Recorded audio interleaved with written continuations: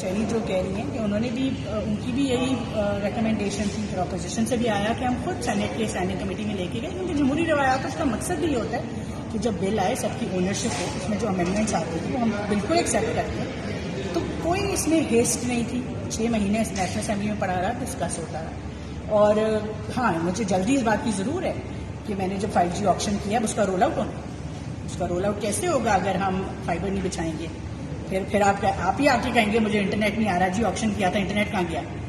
تو role out کیسے ہوگا؟ انویسٹمنٹ کیسے آئے گی جہاں پہ تحفظ جو ہے نہیں؟ مگر اس تحفظ کا یہ مطلب نہیں ہے انویسٹر کے کہ ہم پرائیویٹ کسی سٹیزن کے رائٹ کو ایبروگیٹ کریں۔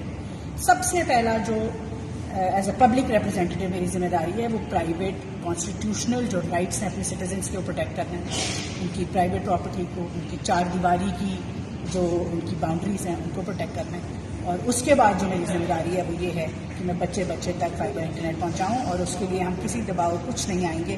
چینی جو کہہ رہی ہیں کہ انہوں نے بھی ان کی بھی یہی ریکمنڈیشن تھی، پھر اپوزیشن سے بھی آیا کہ ہم خود سینیٹ کے اسٹینڈنگ کمیٹی میں لے کے گئے، کیونکہ جمہوری روایات اس کا مقصد بھی یہ ہوتا ہے کہ جب بل آئے سب کی اونرشپ ہو، اس میں جو امینڈمنٹس آتے ہیں وہ ہم بالکل ایکسیپٹ کرتے ہیں۔ تو کوئی اس میں ہیسٹ نہیں تھی، 6 مہینے نیشنل اسمبلی میں پڑا رہا، ڈسکس ہوتا رہا۔ اور ہاں، مجھے جلدی اس بات کی ضرور ہے کہ میں نے جب 5G آپشن کیا اب اس کا رول آؤٹ ہونا، اس کا رول آؤٹ کیسے ہوگا اگر ہم فائبر نہیں بچھائیں گے؟